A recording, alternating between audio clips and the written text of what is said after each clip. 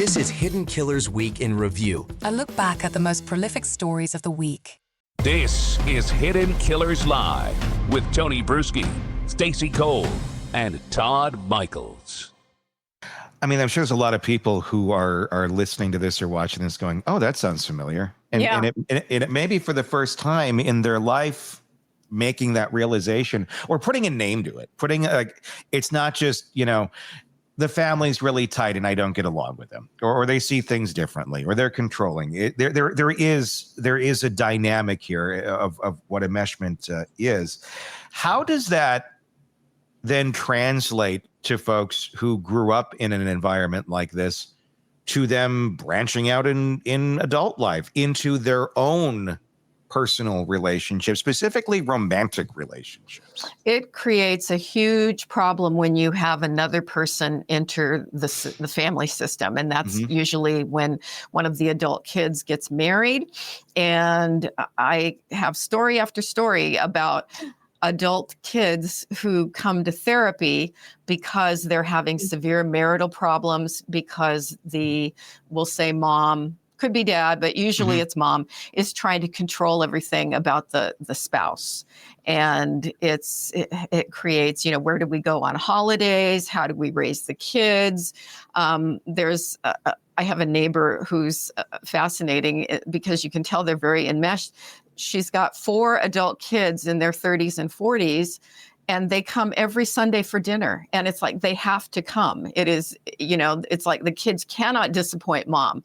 And I've gotten to know all of them over the years. And you can just look at things like that, where this is a family ritual, it's a routine.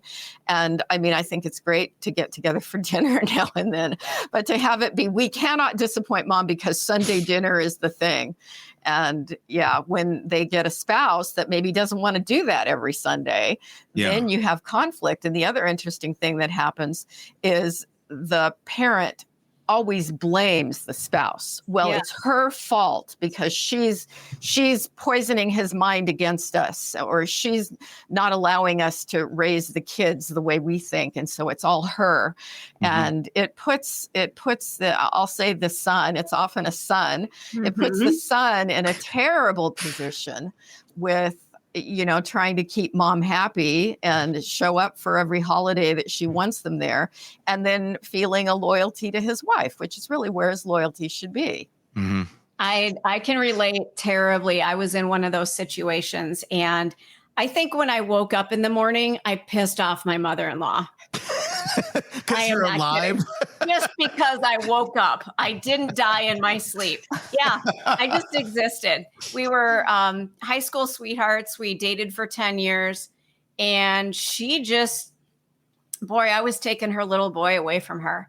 And I'll never forget, I had emergency surgery on an ovarian cyst. And she came to my bedside and grabbed my arm and said, "You better be able to still have children." And I'm on a morphine pump at this point. What? Oh my God. Yeah. So, it's something you can do and fix at that moment too. Let me check. Let me just reach down there and figure it out for you. Right? I'm fresh out of surgery. And instead of, I hope you have a great recovery, you better be able to have children. Oh my God. I mean, Siobhan, what is going through that woman's mind that this is the appropriate response to say to someone fresh out of surgery?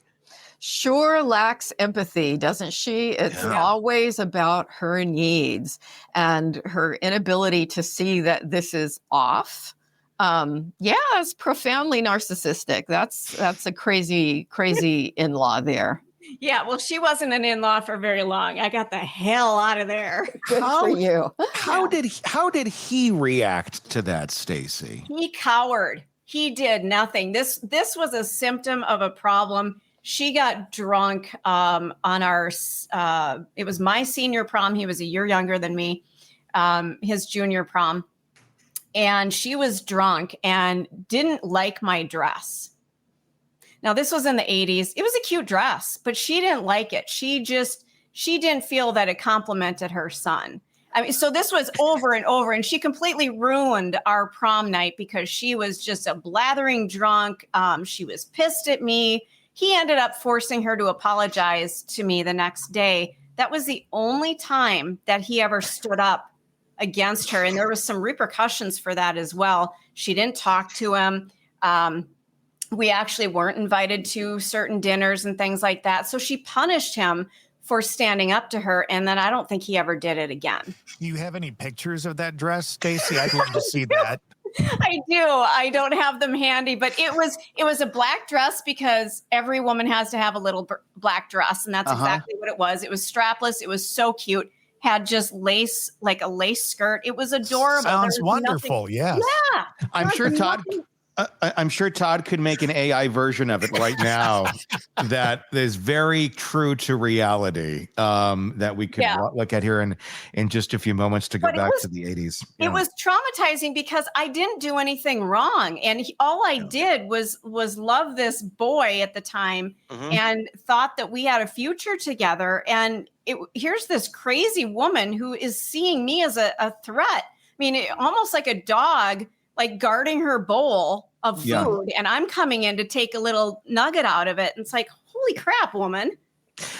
When you have the enmeshed mom role, and let's specifically talk about that, like in Stacey's situation, do they ever get better? Do they ever realize, you know what, after so many relationships that I've destroyed for my child over here, or put this much weight on, do they realize it as they're destroying things, or they're saving their kid probably in their mind because they weren't good enough for them anyhow? Is there ever that moment that they say, I'm going to back off here, I'm going to let you live your life? Or does it pretty much, does the kid, the adult child of the enmeshed mom and the narcissistic mom just pretty much have to go through life and count down the days until they're in the ground for this to stop? Yeah, I wish I could be optimistic. I always try to hold hope, but I can't say that.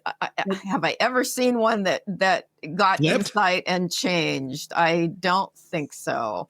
And usually you can help the kids, you know, in therapy, learn to set boundaries and gain perspective that this is not normal and it is ruining your relationships. So that's sort of where the shift can happen. Sure. But a person this profoundly narcissistic, that's just who they are. Are there different degrees of this? Because you notice when Wendy was up on the stand, she was still trying to, well, I don't know, and in ways play down her mother's narcissism. I don't know if I call her this, but I call her that. And eventually she kind of does realize it. I think Wendy's also a little bit fearful that Donna holds the cards and could send her to prison for the rest of her life. But take that out of the equation. Do you have different degrees of this where it's harder to always identify in relationships? Because it's not always to such an nth where, you know, the ex or the spouse gets offed by a hitman, but there's the emotional manipulation and things of that nature that don't always come with the giant red flag, and they come with enough of a yellow flag that one can say, well, I was just doing this and that, and you're misunderstanding me. Yeah. It's the degree of insight varies. And as with all these things, there's a continuum with it. And this is a case where it is my guess now that Wendy's gotten some insight from this hellish disaster that's resulted. And is there hope for her? Well, if she doesn't go to prison, hopefully lessons learned here.